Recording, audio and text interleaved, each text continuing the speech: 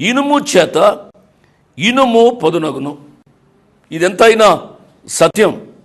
అట్లు ఒకడు తన చెలికానికి వివేకము పుట్టించును. అప్పుడప్పుడు ఇండ్లలో ఇనుముతో చేయబడిన కత్తిని నూరుతూ ఉంటారు. ఆ కత్తిని నూరేటప్పుడు ఇంకొక కత్తితో లేక ఇనుముతో వారు నూరుతూ ఉంటారు. తద్వారా అది పదునెక్కుతుంది. మన యొక్క జీవితాల్లో కూడా మన స్నేహం ద్వారా ఇంకొకరు మేలు పొందాలి.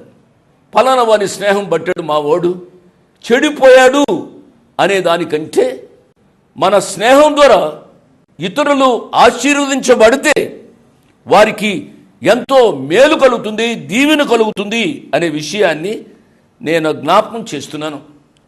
ఒక పెద్ద ఆయన అన్నాడు, వాని యొక్క క్యారెక్టర్ గురించి మనం కనుక్కోవాలి అని అంటే ఆయన